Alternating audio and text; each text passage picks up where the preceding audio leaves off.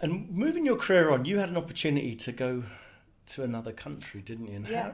tell me about how that happened, because most people will hear this story and they'll think, no way would I Yeah. take the plunge from that, especially into a new market as well. So tell the listeners what happened. Absolutely. So at this point, again, my next company, it was again slightly bigger actually. It was a large company based out of about 400 people based out of the US, and there was about 6 of us in EMEA, and there's about 2 or 3 salespeople trying to, we were quite relatively known here in EMEA, I must say.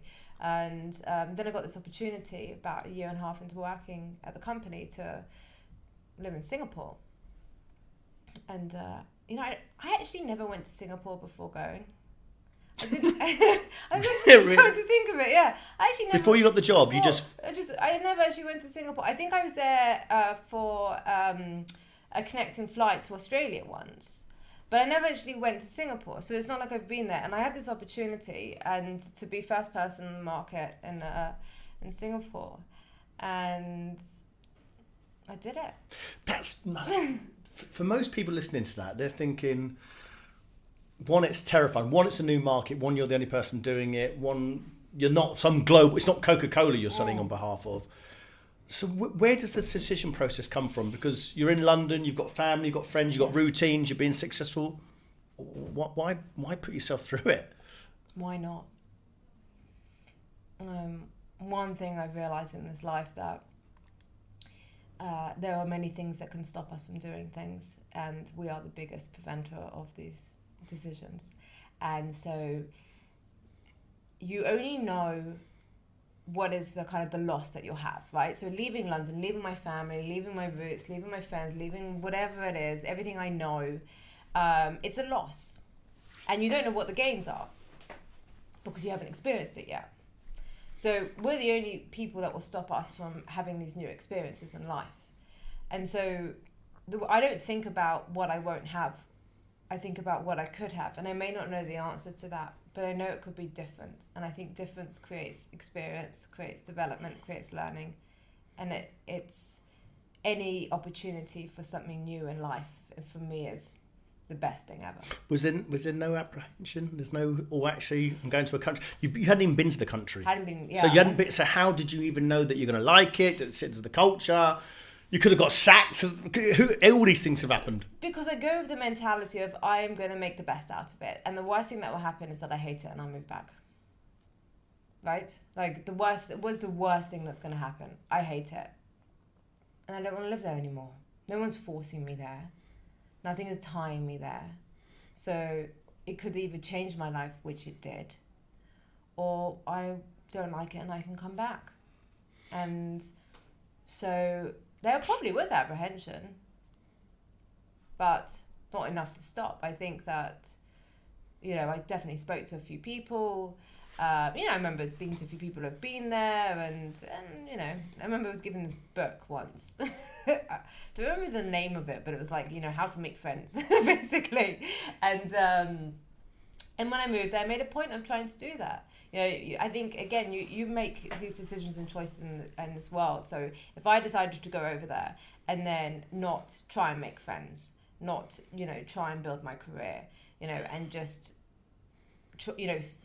stay put in my apartment and go to the office and come back. In fairness, when I was there, didn't even have an office, not for a while, and but I didn't, and I made an effort, and I built a life, and that was the decision that I made.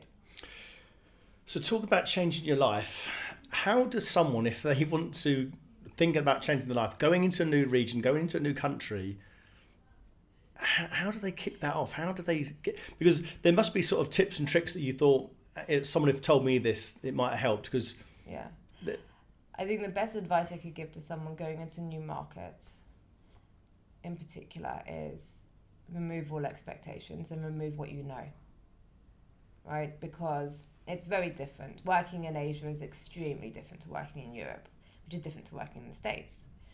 And so if you were to make this change and go to a different market, there are going to be nuances that are different, and you have to go and you have to try and learn that, and you have to not take what you know and bring it there, but it's about learning how to work there and do business there. and adapting to that.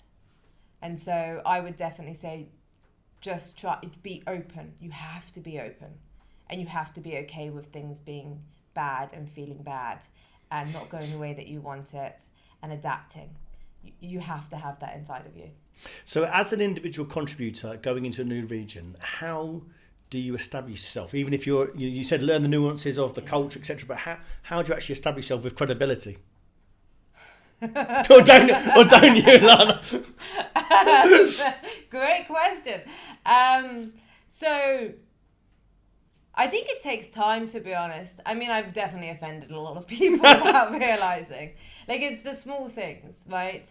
But yeah, you will, and you will learn and meet people. I would say definitely meet people. I think that really helps to try and get ahead of it and understand how to work there in the community, and to build a bit of a network. You learn from on the job, essentially, right? And so it's okay to make mistakes. You will make mistakes. I definitely did. But yeah, I would just definitely say to try and learn as quickly as you can. And then you change jobs in another country. So tell me about that thought process, because there's one thing establishing yourself in a company, you go over there, new market, but then you change jobs out there. Absolutely. So I was there, and it was just me, obviously, and again, the US company. And so I was kind of working the market 8 till whatever time. And then any internal calls was in the middle of the night. And I was thinking, no, this is not the life I want. And so I made a change. And it was a big change, actually, because the whole time I'd only ever worked in a kind of startup or, environments. And then suddenly I went to Salesforce. So I think it was maybe only 60,000 people at that point, tiny compared to now. But it was a massive, massive change. And but again, it was amazing. It was a really great experience to do, because I did it for for myself. I didn't want to be working those hours. I wanted to enjoy living in Singapore, living in a new place, and by working in a company that was actually there and big, it was really beneficial. And then it was a massive change working in the corporate environment, where there are processes and there is onboarding and everything alike. So it was a big change, one of the biggest changes I had.